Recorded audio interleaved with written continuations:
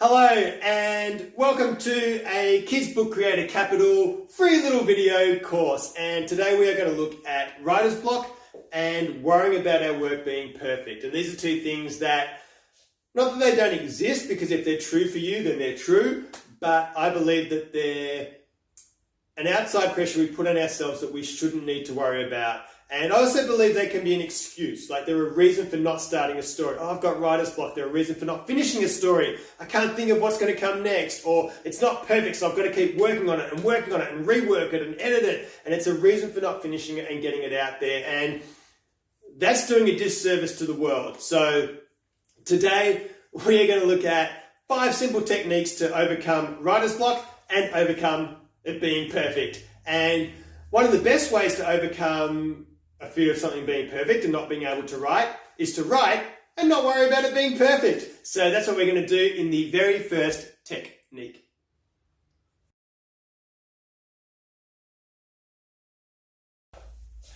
All right, so now, just like when you're playing sport, you've got to loosen up. So we need to loosen up when we're going to write as well. And as I said before, one way to take away the fear of not being able to write or the fear of writing perfectly is just to write and not worry about it being perfect. And I know that sounds easy to say, but it actually is easier than you think. So what we're going to do now, some people call it free writing, some people call it journaling, In the Artist's Way by Julia Cameron, which is amazing. And she calls it morning pages, where you get up every morning and you just write for 10 minutes, whatever comes out. So I've adapted it a little bit to break it into 3 sections, which I believe get easier as they go along. And I know some people like the idea of things getting harder as they go along. I like going the other way, so that when you get to the last bit, you are flying. So you can set your timer for however you like.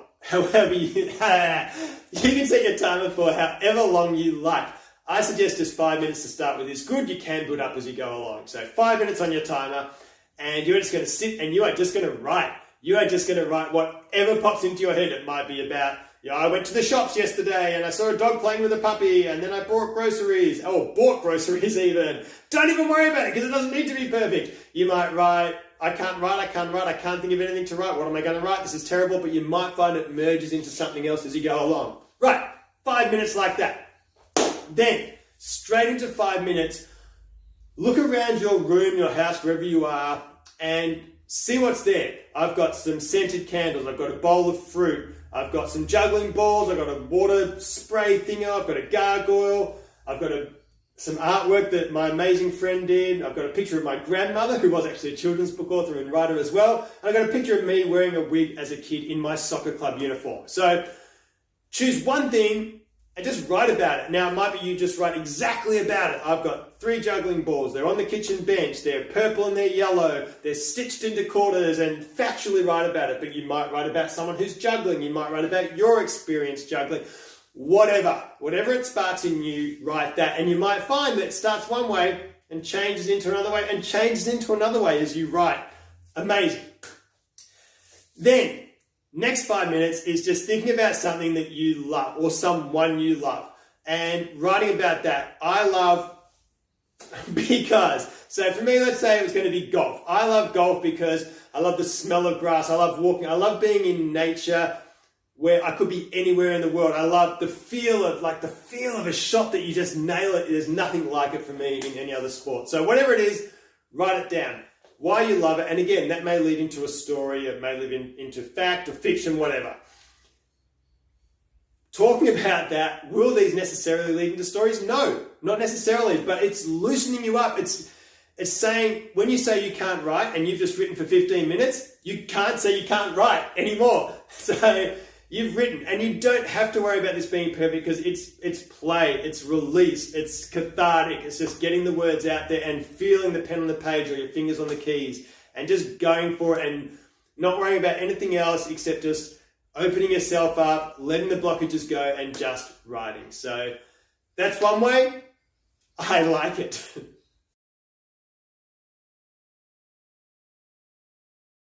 All right, so we've done some free writing. Now, I'd like to talk for a little bit on the idea of perfection and why I think this is just something that can just hold us down. And why in a way, to me, it's not actually real. And the reason I say that is, say we did a bit of writing and we show it to 4 different people. One of those people could read it and think, oh, this is the best thing I've ever read. It's so funny. It's awesome. It's exciting. Someone else could read it and go, yeah, it was all right. It was all right. Not your best work, but it wasn't bad. Someone else could read it and they go, oh, this isn't funny at all. Like, who would think this is funny? Someone else might not even read it at all. They might not have time, or they might see the title or the first word and go, I'm not reading this. I've got better stuff to do. So everybody's opinion can be different. We can show it to all these people. They could all think different things. And then there could be another 7 billion people who never read it at all. So why do we worry about it being perfect? Yes, we've got to have pride in our work. Yes, we want to get our craft as good as we can, but that idea of it being perfect and working it and working it and working it, or not showing it to anyone at all, or finishing it even, that's just withholding the energy and the rawness, and it develops a tightness around it, and it also prevents us from showing things sometimes. So it's not just in writing, it's in life as well, but it's also in drawing. Drawing is life, but if you look at something like animated versus animation on YouTube, which is this super, super cool video with a stick figure or stick figures. And it's awesome and people love it. It's a stick figure. And yet we would look at someone's drawing and say, well, I can't draw like that because I can't draw. If you can do a stick figure and make it do cool things, amazing. Look at the duck song. The duck song, you would look at those pictures, those animations, and go, that looks like a kid drew it. It's had gazillion bajillions of views. It's not the early Simpsons. Like, don't worry about it being perfect before you get it out there. Get it to a point. There's a great saying in The Artist's Way. I read it. Actually, I can't remember who said it, but it was something like, and I'm paraphrasing, a painting is never finished. It just stops in interesting places. And sometimes you've got to let it go. If you can't let that one go, you're not going to be able to move on to the next thing. So get it to a point where you're like, I love this. You know that you could work it, but just get it to a point where you love it, send it out into the world, shoot out that arrow, and then grab another arrow and start on something else.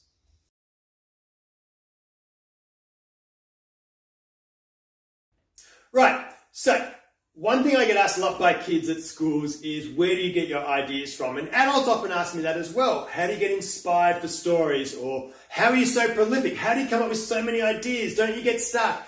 And to me, ideas are everywhere. As we looked at before, just looking around your house and seeing what you've got as a story starter. Just writing about what you've done, writing what pops in your head can be a story starter. But there's even some more concrete ways you can do it. And one thing I'll do is, if I'm out at a cafe and writing or just having a soy chai or whatever, I'll have one ear on the crowd and just listening to how people interact and the things they talk about and how they respond to each other is going to start sparking ideas for characters or for situations, or being at the shops and seeing a kid with a brand new puppy and how is the kid responding to the puppy? How is the puppy responding to the kid? There's an idea for a story. Also, things like songs are amazing. So one thing I like to do is, so my favorite song, my theme song for a while, is The Middle by Jimmy Eat World, which is a really cool song. There's one line in it which is, live right now, just be yourself. It doesn't matter if it's good enough for someone else. So taking that line from a song and going, oh, okay, doesn't matter if you're good enough for someone else. Live right now, be yourself. So that to me sparks an idea of a kid who's different, okay? So why, and then I'm going to start writing, why are they different? Do they look different? Do they sound different? Is their family different? Is where they live different? Are their friendship groups different? Do they play an instrument no one else plays, or play a sport no one else plays? What's different about them? And write on that. And then as you're writing about that, other characters are going to pop in. There might be someone who picks on them for what they do. There might be someone who wants to use them to their own advantage because of their difference. And so that's going to start sparking story ideas as well. And another thing you can do is just words. Just words. Think up 5 random words. Dog, juggle, house, rug, sun. 5 words. And you can write down these words and then use those. So for example, say we do dog. I'll just write the word dog down, and that might spark an idea in you straight away anyway. But then we can go further and think, well, what are 4 things that dogs have or dogs love? Okay, dogs often wear a collar. Dogs love walks. Dogs love chasing balls. And dogs love sniffing butts, which is always a fun thing to write about for kids. So now we've got 4 more things that might spark an idea for a story, but we can take it further by thinking of maybe a good thing and a bad thing. So the collar. Why is this collar amazing? Is it a really blingy collar? Is it a magic collar? Does it help the dog do something? Does the dog have a collar but he's jealous because other dogs have better collars? Something about, well, that can go this one, in the bad bit, jealousy. Which may be another dog jealous of our main character dog, or the dog could be jealous of other dogs. Walks, something amazing that happens on a walk, something terrible that happens on a walk. Chasing balls, what's a good and bad thing about that? Sniffing butts, what's a good and bad thing about that? I can think of a few. So, just a couple of techniques there to get ideas, and obviously you're going to find your own ways to get ideas. Something will happen, someone will say something, you go, oh, there was one, I was on a phone to a friend of mine, and as I was talking, there was a little bull ant walking in my house, and I went, oh, Alfred, there's a bull ant in my house. He's like, oh, there's a bull ant in the bedroom. There's a story for you. And I went, there's a bull ant in the bedroom and it bit me on the bum. Bang, I was away. I said, Alfred, I got to go. I went down, I sat, I wrote that story, and it was just that little thing sparked it and found that rhythm and went from there. So be open, be ready, ideas are everywhere.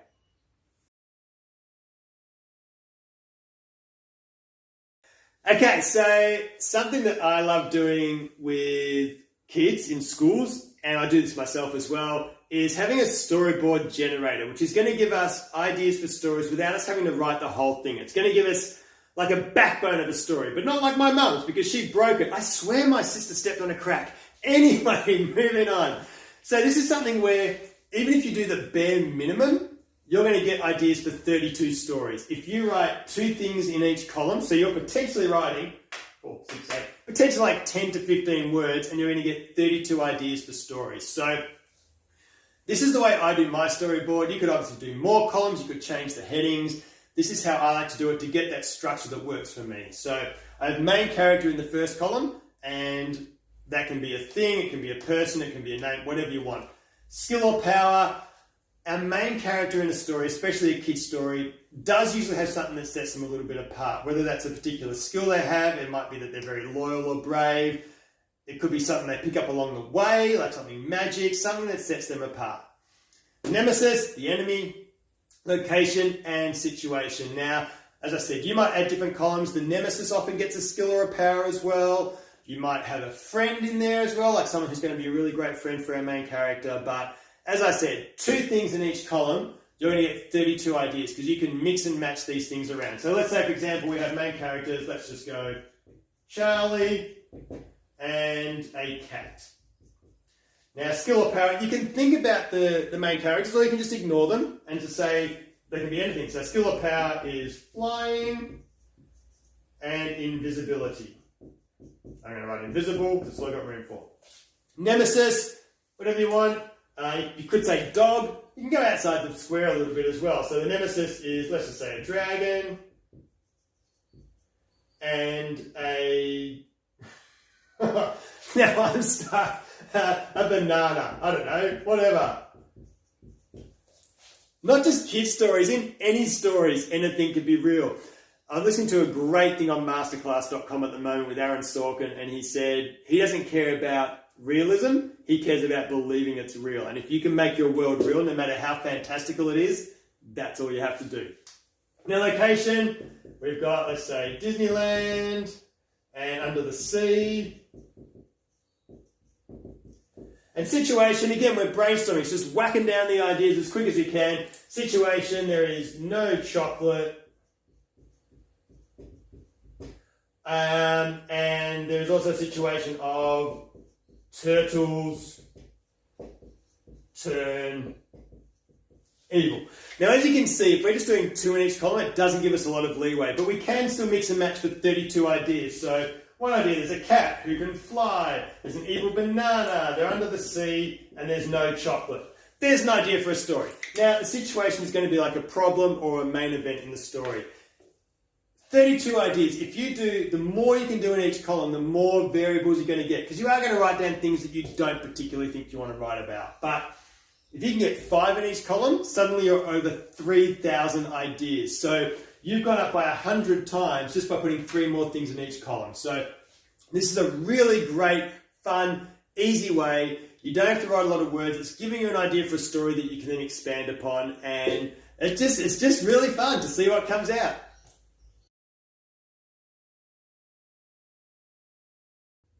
Well, this is it. If this is it, all we have.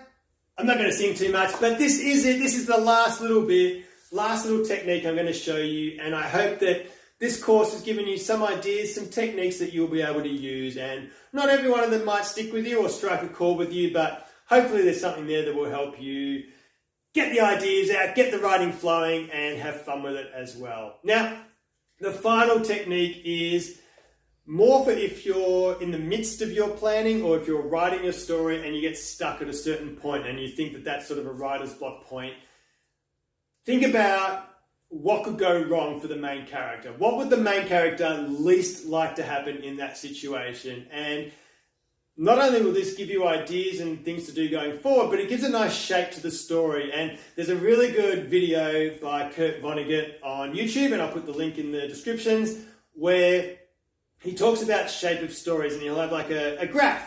Like, so you have like the y-axis, and there's good things happening and bad things happening. And then you've got the start of the story and the finish of the story on the x-axis.